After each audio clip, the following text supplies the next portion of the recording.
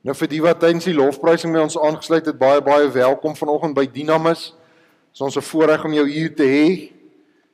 Laasweek het ons 'n boodskap gedoen waar ons gesê het in hierdie hele reeks boodskappe gaan oor back to basics, om te kom by die basiese van ons Christelike geloof. En ons het gesê die basiese bousteen van ons Christelike geloof begin by 'n verhouding met Jesus. Dis waar dit begin.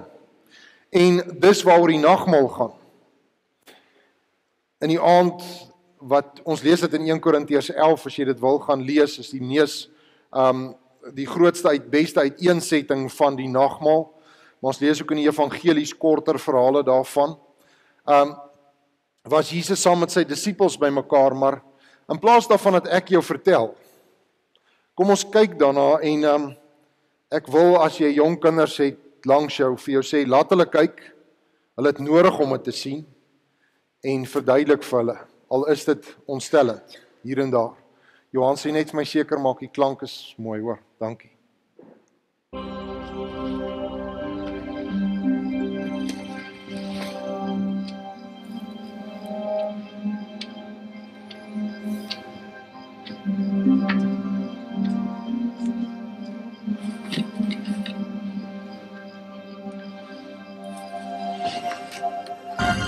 Tundra ai. Avata rabata nash. Ja weg ook le hom. Ai. La. Kaltum nam hakti na seltum. Ila thil komara hem haki hita. Hita hivo denale dena. Kokavel dena veefle kom. En toen, ik wilde komen. En toen mag ik aan mijn nimbi. Wat in dat woon die hoe en een alt kosten. Ga je. Laite je na shalabale heen biati. Kabilule, wa okulu, tenau kishmi, dilkomi hiv.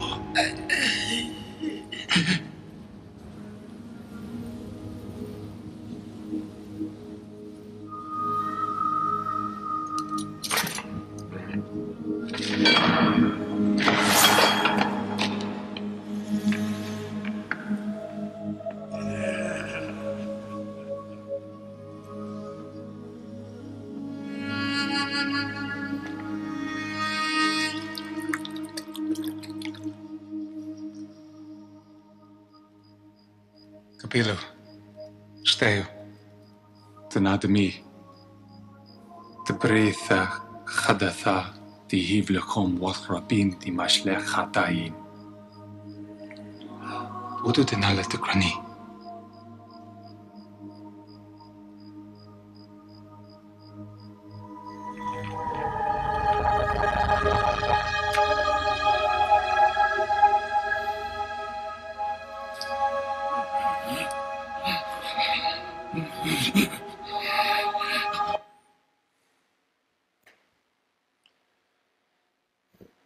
geen groter bewys van liefde nie. Jesus se liggaam gebreek vir jou. Jesus se bloed gestort vir jou. Julle gaan nou hierdie nagmaal geniet en gebruik.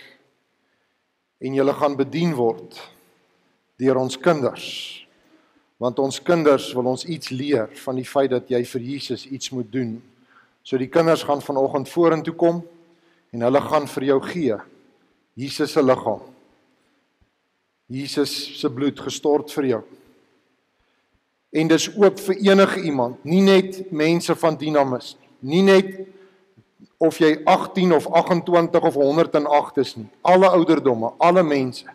Hierdie is God se genade, God se liefde. Bewys vir jou. Ontvang hierdie bewys van God se liefde en genade. Vanoggend se diens gaan ons so bietjie anders doen. Die tema is moeg om harder te probeer en skuldig te voel. Iets wat ek dink ons almal baie voel. As jy met jouself eerlik is as Christen, en jy het die notas of die notas is by die deur en ek gaan dit nie volg presies soos dit daar staan nie, ek het 'n klomp van dit uitgegooi. As jy eerlik is met jouself as Christen, soos ek met myself soms eerlik is, dan moet ons erken dat ons val en opstaan in hierdie ding wat ons noem ons lewe saam met Jesus. Ons soog voor sonde. En dan voel jy skuldig, en dan voel jy, maar jy's nie God werd nie, En ek is hier vanoggend om vir jou te sê hoe die Here jou wil help om op te hou, om uit daai siklus weg te breek en los te breek, vir eens en vir altyd. So, in plaas daarvan om vir jou te preek, soos ek gewoonlik doen, wil ek eerder met jou praat. So ek gaan die PowerPoint vir 90% van die tyd gaan ek wegbere. En net met jou gesels. Want sien wat gebeur as ons aanhou probeer om harder te probeer, dan gebeur een van twee goed. Want ons kry dit nie reg nie. Daar's niemand op die aarde, die Bybel is baie duidelik daaroor, ons het laas Sondag daaroor gepraat, niemand op die aarde is sonder sonde nie. Nie eens jou vrou se eerste man nie. Al vergelyk sy jou die hele tyd met hom.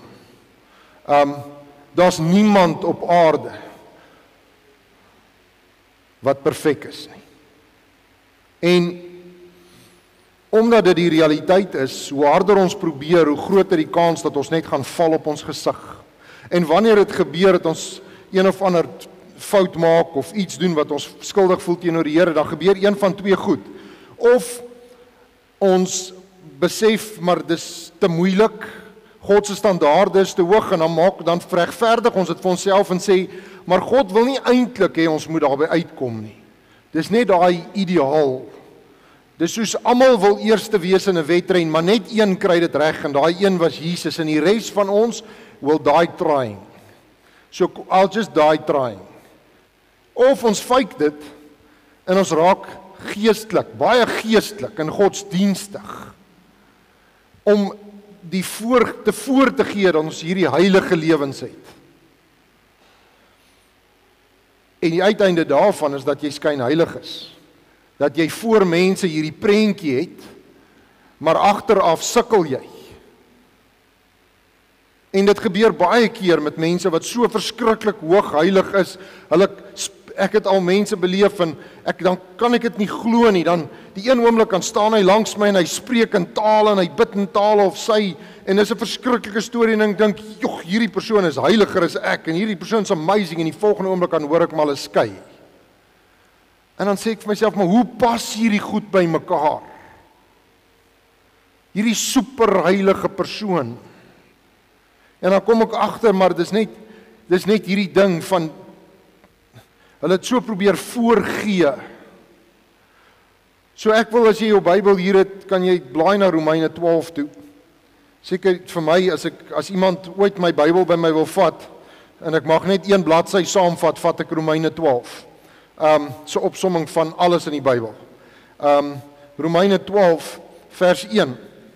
En dit is op die skerm as jy nie jou Bybel hier het nie, maar ek wil dit graag vir jou lees. Vers 1 en vers 2. Vers 1 gaan oor laasweek se preek. Nou wil ek julle ernstig vra, sê die Here, as julle dink aan alles wat God vir julle gedoen het, en ons het dit vanoggend in die video gesien wat God vir jou gedoen het, gee jouself aan hom terug as 'n lewende en heilige offer. Hy het homself vir jou gegee as 'n offer. Hy vra dieselfde. Dit is die offer waarvan hy hou, wat julle diens aan God sinvol maak. En dan die vers waarop ek vanoggend wil fokus, moenie jou leefstyl laat aanpas by die gedragspatrone van hierdie wêreld nie, maar laat God jou omvorm deur jou denkpatrone te vernuwe. Dan sal jy goed kan onderskei wat hy wil hê dat jy moet doen, naamlik dit wat werklik goed en aanvaarbaar en volmaak is. Laat God jou verander deur jou denke te vernuwe. En op hierdie 2 verse is God se visie vir my en vir jou en vir Dynamis vir die jaar, is dit vasgemaak. Dis wat God van my en van jou verwag, is om hom toe te laat om ons denke te verander. Want sien, as ek en jy gaan probeer om God te probeer gelukkig hou uit ons eie wilskrag, uit ons eie vermoëns, dan wil ek vir jou sê, ek is jammer. Jy kan so sterk wees soos The Rock, jy kan so vas in jou oortuigings wees soos Barack Obama, en ek twyfel soms oor syne, maar in elk geval, maar jy gaan dit nie regkry nie. Want wat nodig is dat God en jy in mekaar vasloop. 2 weke terug het ek die voorreg gehad om by iemand te sit wat met my gepraat het oor 'n fout in sy lewe. 'n Fout wat hy gemaak het, en in die gesprek het hy hierdie woorde gebruik. Hy het gesê, ek het in my lewe besef dat ek kan net nee sê vir sonde as ek ja gesê het vir God se liefde.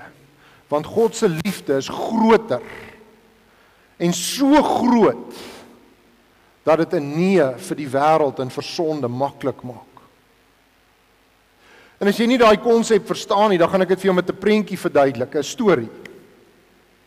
Ek wil die storie vertel van 'n man wat getroud is en hy het 2 kinders. En hy werk hard. Hy werk baie hard. En dan studeer hy nog op die kant ook. En een keer 'n week,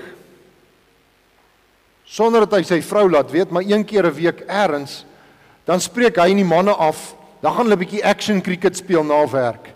Net so vinnig. Net om 'n bietjie te unwind. Maar as sy span as die eerste game wen, dan moet daar nou 'n tweede game gespeel word, want die ander span voel nou sleg, en as hulle dan nou wen, dan moet daar nou 'n derde game gespeel word, sodat ons nou beste uit 3 kan hê van wie het nou eintlik gewen. En elke keer wat hy gaan action cricket speel, kom hy by die huis, die kinders is op pad bed toe, sy kos staan ijskoud op die tafel, en sy vrou se gesig hang, en sy is teleurgestel, sy is seer gemaak, en sy sal moeg beklei met hom, so sy beklei nie meer nie. En eendag, in die man se stilte tyd, lees hy in Efesiërs 5, lees hy 'n vers raak waar die Here sê, mans, julle moet julle vrouens lief hê soos Christus die kerk lief gehad het, en sy lewe vir die kerk gegee het. En die vers beteken nie vir hom regtig iets nie. Hy lees dit en onthou dit en dink 'n paar dae daaroor. En intussen het sy vrou bietjie by 'n vriendin gaan raad vra. En die vriendin het vir die vrou gesê, geen man, en vrouens, hier's 'n tip, dis die waarheid, geen man verander as jy op hom skree nie, of as jy met hom beklei nie. Jy gaan niks aan sy gedrag verander nie. Sê vir jou man hoe dit jou laat voel wanneer hy dit doen.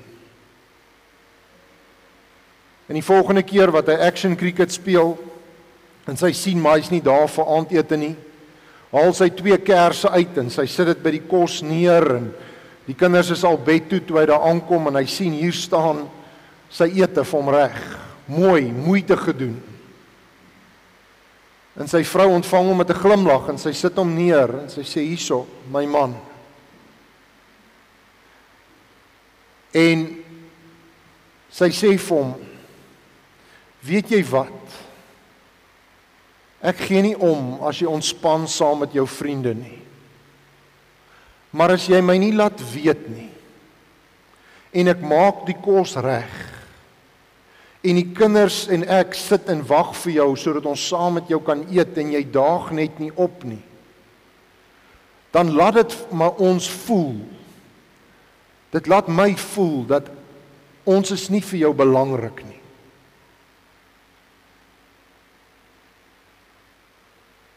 En in daai man se kop gebeur iets. En hy besef wat daai vers sê, wat sê, as jy jou vrou liefhet, sal jy jou lewe vir haar gee. En hy besef dat sy vrou het hom so lief, en hy het haar so lief gehad toe hulle getroud was, dat hy berge geskuif het en blomme uit mense se tuine gesteel het, en wie weet wat als gedoen het om haar te impress. Maar hy het so gewoond geraak aan haar daai, hy het so gewoond geraak aan die kos wat elke aand staan en wag, dat hy begin dit as vanselfsprekend aanvaar. En daarmee het hy haar seer gemaak. En toe hy besef hoe groot haar liefde is, toe hy besef wat sy vir hom doen en wat sy vir hom beteken, toe jaag hy nie huis toe in die aande om te gaan eet, want hy's bang vir sy vrou nie. Toe vra hy nie haar raad wanneer hy besluite neem. Toe hoor hy nie wat sy ook wil hê wanneer goed beplan word vir die gesin, want hy's vir haar bang nie. Hy doen dit, want hy het haar lief. En sien, dis die verskil tussen wanneer ek iets doen vir die Here,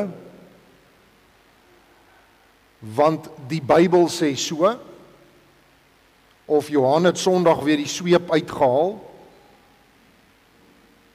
en wanneer ek iets doen wat die Bybel sê, want ek het God lief, en hy het my lief. Want sien, wanneer ons mekaar lief het, dan doen ons goed wat mekaar se harte bly maak. En daar's niks in die Bybel wat die Here van my verwag, wat nie tot my voordeel is nie. As die Here vir my sê, moenie steel nie, nie eers wanneer ek 'n toets skryf en my maatjie sit langs my en ek kan 'n antwoord steel nie. Niemand gaan mos weet nie. Of wanneer jy so bietjie van die baas se geld wegsyfer, van die ou transaksies wat met kontant inbetaal word, sit jy maar net hierso so in jou broeksak of steek aan jou kosblik weg. Jou skaftingbakkie. As die Here vir my sê moenie steel nie, dan sê hy dit want hy wil hê ek moenie in die tronk eindig of werkloos eindig nie. Wanneer die Here vir my sê ek moet my huwelik eer en ek moet my vrou eer in my huwelik, dan sê hy dit nie want hy's 'n spoilsport en hy wil my weghou van al die ander vroue op aarde nie. Die Here sê dit want hy weet watter effek gaan dit hê op my huwelik en op my kinders. Wanneer die Here sê ek moet nie iets begeer wat nie aan my behoort nie, dan sê hy dit want hy weet dat as ek so gaan fokus op materiële goed en net wil hê en wil hê en wil hê, dan gaan ek onvergenoegd en ongelukkig dwars deur my lewe gaan en ek gaan dikbek wees en ek gaan die hele tyd kwaad wees vir almal wat meer het as ek. So daar's niks wat die Here in sy woord van my en van jou verwag wat nie is, wat nie daar is sodat ek en jy die beste lewe moontlik kan leef nie. Maar dit begin wanneer God jou verstand vernuwe. En hy kan slegs jou verstand vernuwe wanneer die eerste stap wat ons laasweek oor gepraat het in plek is. Wanneer jy jouself vasgeloop het in God, wanneer jy besef het wat hy vir jou gedoen het, hoe lief hy jou het en hoeveel jy hom in ruil daarvoor kan en moet lief hê. Want sien, liefde is nie supposed to be om harde werk te wees nie. Dit behoort nie vir my harde werk te wees om vir my vrou te wys ek is lief vir haar nie.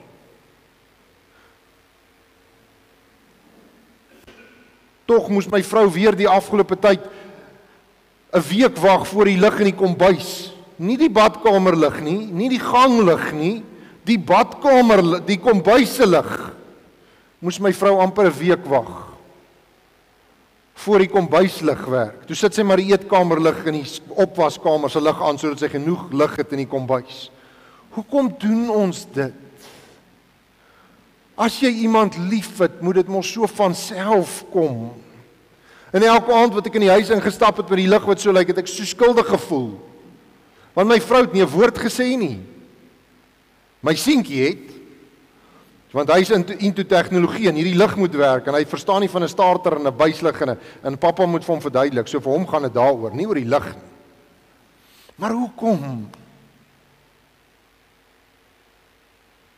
Want sien, die Here wil die manier wat ek en jy dink, wil hy verander.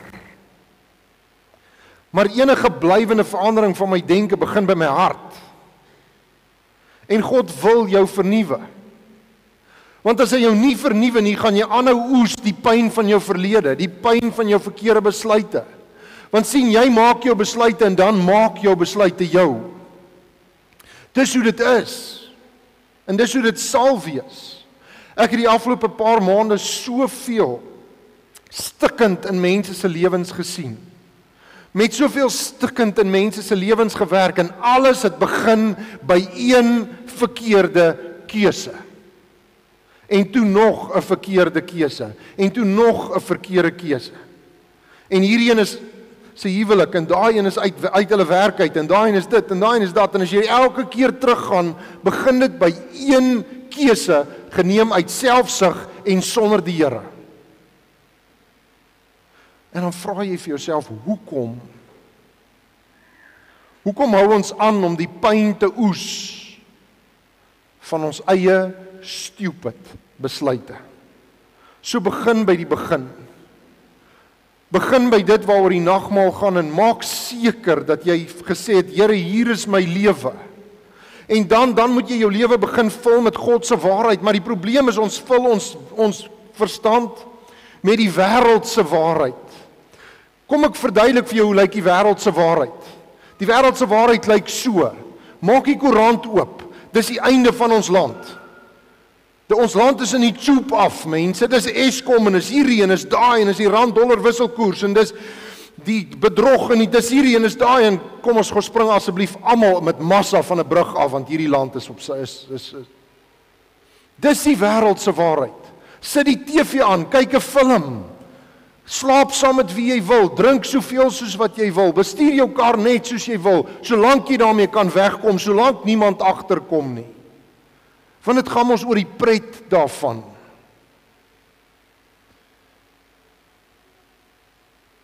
Hoe dan anders? Hoe verwag ons? En ek sê nie moenie daai goed kyk nie. Dis lekker om te ontspan en 'n nice movie te kyk. Dis lekker om die beeld te lees en agter te kom wat gaan aan in die wêreld. Maar dis nie my waarheid nie. Ek weier om te glo wat in die beeld staan of op News24 op my foon verskyn. Ek lees dit, maar ek glo nie die konsekwensies daarvan nie. Ek glo ek bly in 'n land van hoop en nuwe geleenthede. Ek glo ek bly in 'n land wat eendag vir die wêreld sal wys hoe lyk 'n modeldemokrasie waar almal gelyke regte het. Ek glo dit met my wese. En ja, ons land is bietjie besig om van die bus af te val met partygoed, maar dit was nie anders voor 94 nie. Ons het dit net nie gesien in die koerante nie. Het was bietjie beter weggesteek. Maar die balans sal kom. Kyk mooi. En ons gaan 'n land hê waarop ons kinders kan trots wees. Want kom ons wees eerlik, ons voorvaders het 'n paar foutjies gemaak. So ek glo dit, en wanneer Sewende Laan op die TV is, en hulle weet ook nie meer wat om te skryf nie, so ek het dit opgehou kyk, maar wat ook al se storie jy kyk, wanneer dit op die TV is, en hierdie een gaan slaap saam met daai en hierdie een kuier saam met daai en hierdie een soen vir daai en so aan. Daai is nie my tipe waarheid nie. En wanneer my kinders dit sien, dan praat ek met hulle daaroor, dan sê ek vir hulle, is dit reg? Hoe laat dit daai tannie voel? As sy gaan uitvind, haar kerel het sopas iemand anders gesoen, hoe gaan sy voel? En so leer ek my kinders, want dis die wêreld waarin my kind gaan universiteit toe gaan. Dis die wêreld waarin my kinders nou is in die skool.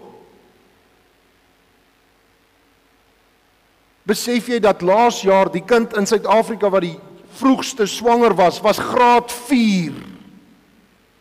Graad 4. Sit gou 'n graad 4 kind voor jou. Dis shocking. Hoe oud is 'n kind in graad 4, Shamaine? 10. Ek het nie eens geweet dat mense lyf kan babas maak op 10 nie. Dis skokkend. So laat toe dat God jou denke verander deur so bietjie meer tyd met die Bybel te spandeer. Laat dit jou waarheid word. Want die waarheid van die Bybel staan vir my vas. Dis vol beloftes en vol hoop. En dan as God jou die manier van jou dink verander deur die Bybel, gaan jy agterkom Bybel lees is nie 'n plig nie, dis 'n plesier. Vrouens is mal daaroor om liefdesverhale te kyk, nee, ek's reg. Ons noem dit chick flicks en liefdesstories te lees. Hierdie is die grootste liefdesverhaal wat ooit geskryf is. Maar ons ken hom nie. Dis vir ons 'n plig.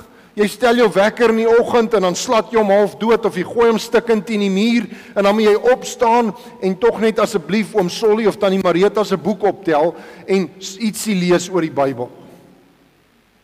En hoor mooi wat ek sê, jy lees ietsie oor die Bybel.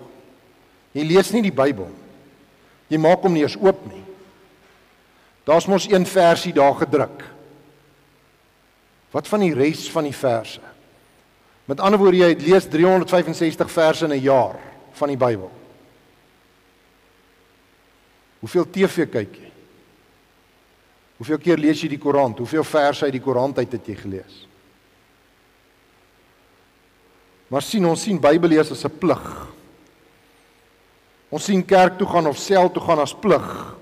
Nie as 'n plek waar ek God se liefde kan hoor en ervaar nie. Ons sien nie gebed as ek wat met die Here praat en die Here wat met my praat nie. Het jy al 'n bietjie gebid en bietjie stil gebly dat die Here bietjie met jou kan praat? Probeer dit. Bid en in die middel van jou gebed bly jy stil. En dan vra jy vir die Here, Here, praat met my in my gedagtes. Sê vir my. En hy sal praat. As jy mooi genoeg luister. Daar sal gedagtes by jou opkom. En is goed wat die Here wil hê jy moet uitsorteer. Dis mense wat die Here wil hê jy moet vergewe. Kyk 'n bietjie. Hy sal met jou praat. Ek beloof. Maar die probleem is nie dit of tiendes gee of enigiets anders. Sien ons so nie. Ons moet dit begin sien nie as maniere om my aanvaarbaar te maak vir God nie of maniere wat ek sy liefde wen nie. Dis maniere wat ek God se teenwoordigheid ervaar. Kom ons kom terug by verhoudings. Wanneer ek 'n date het, 'n afspraak vir 'n date met my vrou, en ek sit vas by die werk, of iemand bel my en ek kan nie ophou praat nie, of ek ry terug dorp toe en dit lyk, want as hierdie industriële gebied almal kantore toemaak, dan lyk dit soos chaos tussen hier in die dorp, en ek sit vas in die verkeer, en ek kom nie uit nie, en die ou voor my, en die trokke, en die leerlingbestuurders, en al die goed hier, en ek sit vas in hierdie verkeer, dan voel ek nie skuldig, want ek kom nie by my vrou uit nie. Ek voel, ek mis uit op iets. Ek gaan hierdie date mis, hierdie afspraak, hierdie ding waarna ek uitgesien het. En dis hoe dit moet voel wanneer ek tyd met die Here spandeer. Wanneer ek tyd in sy woord spandeer, wanneer ek sê, ek het God lief en ek wil tyd saam met hom hê. En dis wat geestelike groei is. Dis wat gaan maak dat ek en jy ophou val en opstaan, want jy gaan die regte ding konsekwent aanhou doen, want jy wil 'n glimlag op God se gesig sit. Want hy wil 'n glimlag op jou gesig sien.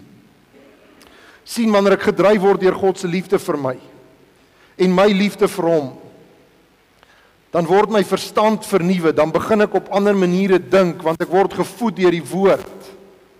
Ek doen wat die woord vra, en ek kom agter, dit wat hierin staan, is God se hemelse voorskrif vir die beste lewe moontlik. Nou ek vra weer vir jou, dieselfde wat ek gevra die eerste Sondag na die skole begin het, soek jy 'n tweede klas lewe? Soek jy minder as die beste? Ek soek dit nie. Ek soek nie minder as die beste nie. Ek soek daai lewe van Romeine 12 vers 12, 'n lewe wat werklik goed is, wat aanloklik is, wat mooi is, wat vir my en die mense om my diep satisfaksie gee. Ek soek 'n lewe wat aanvaarbaar is, nie aanvaarbaar is vir die wêreld nie, aanvaarbaar is vir my vrou, aanvaarbaar is vir God, aanvaarbaar is vir my kinders, dit wat my werklik gelukkig maak. Wat maak dat ek nie in skaamte hoef rond te loop in die dorp nie. Ek soek 'n lewe wat werklik volmaak is. In 'n volmaakte lewe het nie noodwendig 'n Lamborghini in nie. 'n Volmaakte lewe is 'n lewe saam met God. 'n Lewe wat inpas by God se plan vir my, wat maksimaal my potensiaal ontgin, wat my help om God se doel vir my te leef. Dis die soort lewe wat ek soek. Dis die lewe wat God vir jou soek. Wil jy dit nie aanpak nie? Wil jy dit nie begin nie, want dit is 'n amazing journey. En hy begin hier. Hy begin hier by die nagmaaltafel, hier waar ek sê, Here, ek gee my lewe vir U soos U lewe vir my gegee het. En dan maak jy die Bybel oop en die Here begin met jou praat op maniere wat jy nie gedink het is moontlik nie. En dan is jy soos daai man wat sê, ek sal weer gaan action cricket speel en ek sal daai ding doen, maar ek sal my vrou laat weet. Vanaand kom ek laat. Dis al wat sy gesoek het. Dis al. En as jy en ek regtig die Bybel verstaan en lees vanuit die perspektief van God het my lief, dan is dit nie net hierdie hoop, moeds en moenies nie. Dis net die Here wat sê ek wil jou keer teen jouself.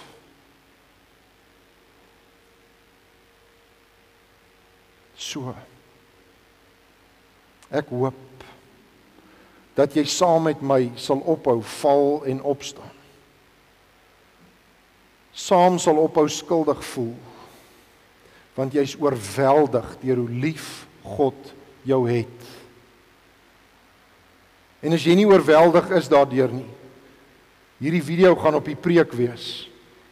Op die preek DVD, ja, die video van Jesus wat vir jou gekruisig is, of hy's op die Passion of Christ DVD, gaan kyk dit oor en oor, totdat jy verstaan hoe lief God jou het. En mag dit jou motiveer. Amen. Kom ons bid saam. Here God, ons is so geneig om aan geestelike groei te dink as 'n resepie.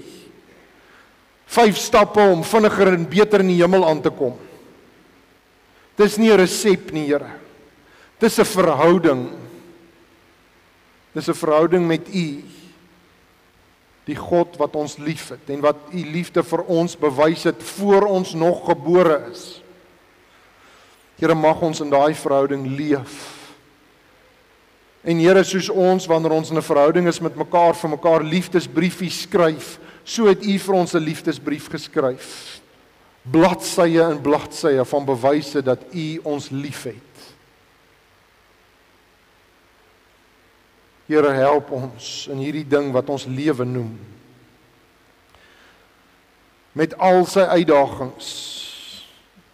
Die uitdagings van die geld wat te min is en die maand wat te lank is. Die uitdagings wat daar is binne die huwelik, want mans en vrouens is mans en vrouens en ons verskil van mekaar en ons sukkel om mekaar te verstaan. Here, help daar. Die uitdagings wat daar is in kinders grootmaak. Want kinders is jonk en ons is oud en daar's 'n gaping en hulle hormone ontwikkel en ons het dit al gesettel of ons in begin weer pla vir ander redes en ag Here, help in al daai gevalle. Kom staan ons by en mag ons elke tree saam met U loop.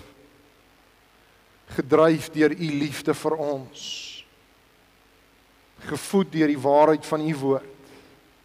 Here, en daarom wil ek bid vir elke een hier wat behoefte het. Finansieel, fisies of emosioneel. Hulle wat siek is. Hulle wat nie weet waar vanmiddag se bord kos vandaan kom nie, want hier is.